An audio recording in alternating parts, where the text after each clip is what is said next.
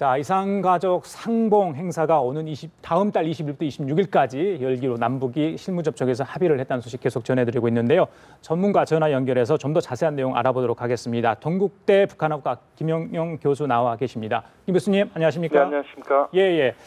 자, 오늘 이제 만 하루가 만에 이런 합의 결과가 나왔습니다. 많은 분들이 이제 고대했던 결과였는데 일단 이산가족 행사를 하기로 했기 때문에 아주 바람직한 결과가 나왔다 이렇게 볼 수 있겠는데 8.25 합의의 첫 단추가 꿰졌다.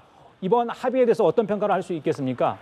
두 가지 측면입니다. 지금 말씀하신 것처럼 8.25 합의의 첫 단추를 깨는 그런 그 행사가 진행이 되게 됐다. 이런 점에서 우선 큰 의미 부여가 가능하다고 봅니다. 예.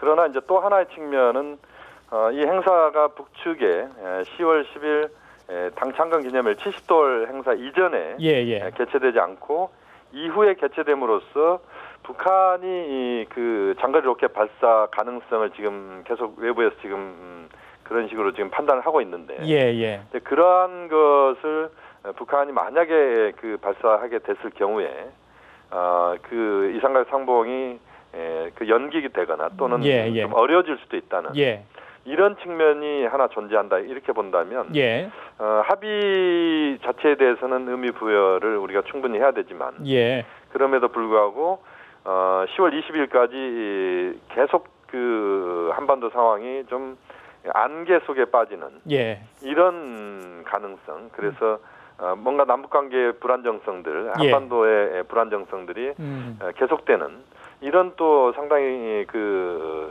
문제가 있는 이런 상황들이 또 전개될 가능성이 있다. 이런 점에서는 또 우려스러운 부분도 있습니다. 그래요. 자, 교수님, 이 상봉 시기와 관련해서 다음 달 20일부터 26일까지 열리는데 말씀하신 것처럼 자, 10월 10일이 북한 노동당 창건 기념일입니다. 그래서 그 부분을 피해가기 위해서 우리 측은 아마 10월 전에 좀 이게 상봉 행사를 갖자고 제안한 것 같고요. 북한 측은 10월 10일 이후에, 그러니까 10월 말에 갖자고 했는데 결국 이제 어떻게 보면 북한 측 의견이 수용이 된 것 같은데, 자, 우리 측에서 이걸 받아들인 이유 어디 있다고 보십니까? 우선은 이번 8.25 합의가 그 이산가족 상봉 문제에서 그 진전이 안 되게 된다면 사실은 8.25 합의 자체가 거의 뭐 휴지 조각이 될 가능성도 있습니다. 그만큼 이제 이산가족 상봉이 남관계 개선의 그런 어떻게 보면 좀 시금석이고 남관계 개선의 출발점이었기 때문에 이 부분을 어쨌든 우리 입장에서는 이산가족 상봉은 진행해야 된다. 이것이 이제 우리의 입장이었습니다. 과거에도 보면은 사실 이산가족 상봉 문제를 다루는 협의 과정에서 북측이 늘 자신들의 주장을 계속 관철시키려고 했던 부분이 사실이고 이산가족 상봉 부분에 있어서는 우리가 조금은 북측의 입장을 또 수용하는 이런 행태를 보여왔던 게 사실입니다. 이번에 좀 더 그 상봉 날짜가 좀 당겨졌더라면 하는 그런 아쉬움이 있습니다만 어쨌든 상봉 날짜가 잡혔기 때문에 지금부터는 북한의 추가적인 군사적 무력 시가 이루어지지 않도록 하는 그런 차원에서 한미 간에 또 한중 간에 충분한 협조 속에서 북한을 그런 설득하는 또 북한이 그런 행동으로 가지 않도록 하는 그런 외교적 노력이 이제는 중요한 과제가 됐고 우리 정부의 관리 능력이 시험대에 올랐다 이렇게 볼 수도 있겠습니다. 자, 다시 한번 정리드리면 남북이 다음 달 20일부터 26일까지 금강산 면회소에서 이산가족 상봉 행사를 합니다. 규모는 예전과 같습니다. 남북 각 100명씩 200명 규모로 정해졌습니다. 자, 김 교수님. 북한이 예전에 보면 이런 남북 간 대화에 있어서 여의치 않을 경우 또 자기들의 마음에 뜻에 맞지 않을 경우 자리를 박차고 나가는 경우도 있었는데 마라톤 협상 이 거의 만 하루에 걸쳐서 하지 않았습니까? 그렇습니다. 자리를 굳굳이 지킨 이유가 있을 것 같아요. 북측의 입장에서도 보면. 그렇습니다. 지금 뭐 지난번 8.25 합의 때도 43시간 10분간에 걸친 마라톤 회담이었고 이번에도 뭐 거의 24시간이라고 봐야 되는데 요즘에 이제 추세 자체가 계속 끝장 회담인 것 같습니다. 그러네요. 이런 차원에서 보면은 뭐 결국 어쨌든 남북 당국이 합의를 해야 된다. 이 부분은 분명했던 것 같고 북한 입장에서도 이산가족 상봉 관련된 부분에서 최근에 상당히 적극적인 행보를 펼쳤던 게 사실입니다. 이런 상황에서 이산가족 상봉이 깨지게 된다면 북측의 책임이 워낙 크게 또 그 부각될 수밖에 없다. 이런 차원에서 북한도 자리를 지킬 수밖에 없었다고 봐야 될 것 같고요. 그래요. 다만 이제 우리 쪽보다는 이제 북측의 입장이 좀 반영된 부분은 역시 지금 우리 남측이 이산가족 상봉 문제는 어쨌든 하고 가야 된다. 또 이 과정에서 아마 우리 쪽의 의견들이 좀 반영된 부분들이 있었을 수도 있습니다. 지금 이제 발표는 되지 않고 있습니다만 이산가족 상봉 관련된 부분에서 그 다른 방식들 그 이산가족의 상봉과 관련된 화상 상봉이랄지 또는 서신 교환 그리고 생사 확인 이런 부분들에 있어서 초보적인 어떤 이야기들은 나눴을 가능성이 있다. 그래요? 그렇게 보면 앞으로의 상황은 좀 더 지켜봐야 될 부분인 것 같습니다. 그러면 앞으로 방금 말씀하신 것처럼 그런 부분에 대해서 오늘 이번 회담에서는 논의되지가 제대로 안 됐지만 이산가족 상봉 행사에 집중이 됐지만 서신 교환이랄지 생사 확인이랄지 정례화 문제는 앞으로 차후에 계속 논의될 수가 있다. 이렇게 저희들이 긍정적으로 평가도 되겠습니까? 그것은 아마 이번에 1차 이번에 그러니까 20차 상봉이 되겠습니다만 10월 20일부터 26일까지의 이 상봉이 얼마만큼 잘 되느냐 하는 부분입니다. 사실은 한반도 문제에 있어서 10월 달이 지금 분수령입니다. 그렇죠. 지금 이제 한미 정상회담도 지금 10월 16일 날 있고 한미일 정상회담도 있고 미중 정상회담도 10월 달에 있습니다. 또 북한의 10월 10일 전승절 행사도 있고 또 이 과정에서 북한이 장거리 로켓 발사와 같은 그런 군사적 고강도 무력 시위를 할 경우에는 상당한 또 파장이 10월 달에 있고 그렇게 되면 현재 어떤 흐름 자체가 또 완전히 역전될 수도 있거든요. 이런 흐름들을 이제 얼마만큼 잘 관리하느냐. 이 부분 속에서 이산가족 상봉의 정례화나 또는 화상 상봉이나 또 서신 교환이랄지 이런 흐름도 거기에 많은 영향을 받을 수밖에 없다. 그렇게 보면 10월 달에 얼마만큼 이 한반도 상황들을 잘 관리해내느냐. 이 부분이 대단히 중요하다고 봅니다. 이후에 이번에는 200명 정도 예전처럼 똑같은 숫자의 규모로 이제 만나기로 했는데 많은 분들이 이제 고령화돼 있지 않습니까? 이산가족 분들이. 그래서 좀 규모를 늘렸으면 좋겠다는 게 염원이었는데 이번은 아니더라도 자, 이 규모를 좀 늘려야 되지 않겠느냐 이런 의견들이 굉장히 많은데 이 부분에 어떻게 보십니까? 그렇습니다. 지금 이제 가장 중요한 것은 규모를 늘리는 것과 횟수를 늘리는 겁니다.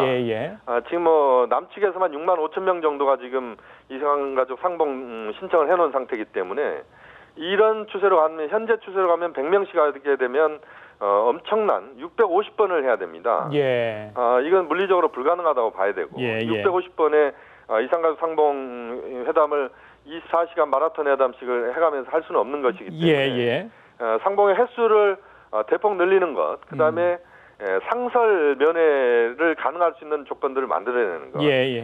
그다음에 이제 말씀하신 것처럼 그 인원을 대폭 늘려야 되는 부분이 있습니다.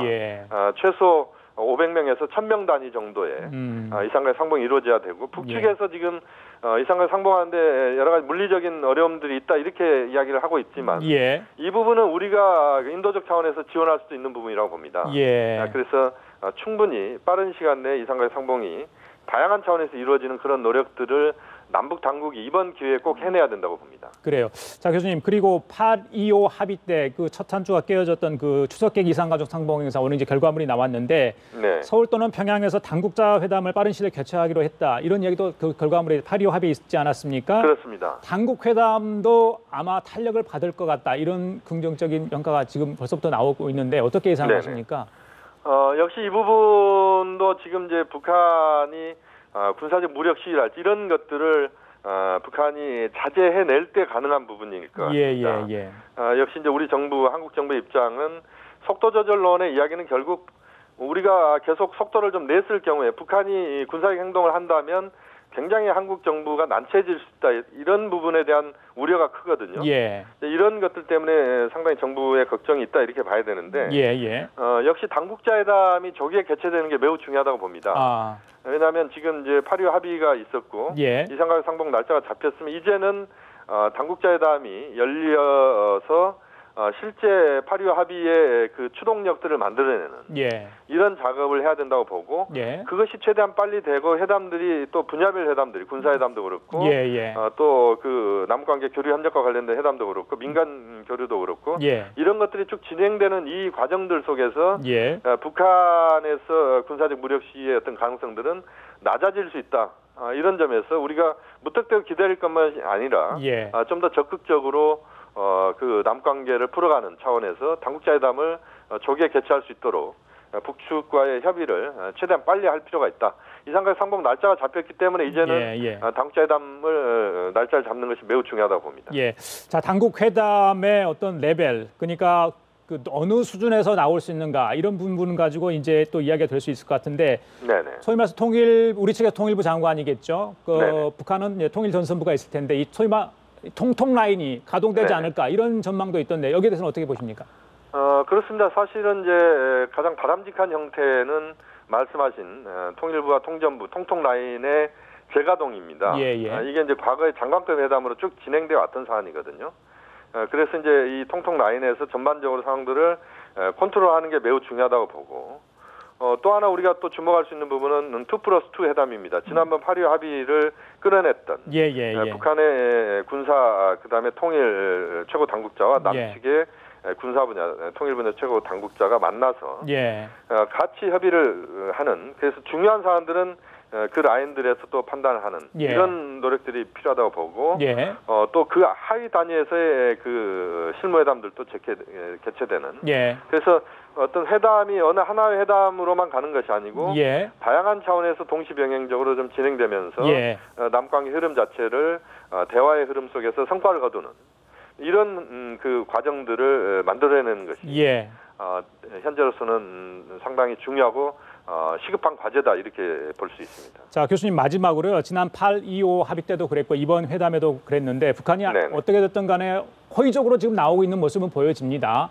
자, 이런 모습을 가지고 저희들이 과연 진정성이 있다 이렇게 평가해도 되는 건지 너무 성급한 평가가 아닌지 어떻게 저희들이 해석을 좀 해야 되겠습니까? 그것은 두 가지 측면입니다. 한편으로는 지금 북한이 적극성을 띠고 있다라고 하는 부분에 대해서 그 진정성을 우리가 평가를 현재로서는 그것이 진정성이 있다라고 평가하기는 어렵습니다. 다만 북측이 좀 더 적극적으로 이산가족 상봉 문제에 접근하고 10월 달에 그 한반도 위기 상황이 발생하지 않도록 북한이 그 자제하는 모습을 보여준다면 그러니까 10월 10일 당창건 기념일 행사를 전후로 해서 고강도 무력 시위를 하지 않는다면 그렇다면 북한의 진정성들은 저는 확인된다고 봅니다. 그래서 그 과정에서 이제 남북관계 탄력과 한반도 상황의 개선 또 핵 문제에도 여러 가지 진전이 나올 수 있다. 이렇게 봐야 될 것 같은데요.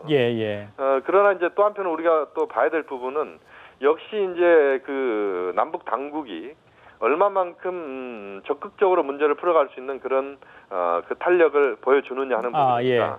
우리 정부 입장에서도 물론 이제 신중한 접근은 분명히 필요합니다만 어쨌든 남북관계 열린 공간들을 최대한 활용하면서 남북관계를 관리하면서 또 진전시켜 나가는 그런 능력을 박근혜 정부가 보여줘야 된다. 그런 차원에서 보면은 박근혜 정부에게도 역시 현재는 남북관계 관리 능력 이 부분에 대해서 우리가 그 주목을 해야 되고 시험대에 지금 올라 있다 이렇게 평가할 수 있겠습니다. 알겠습니다. 자, 지금까지 동국대 북한학과 김영현 교수와 함께 얘기 나눠봤습니다. 오늘 전화 연결 감사합니다. 네, 고맙습니다. 감사합니다.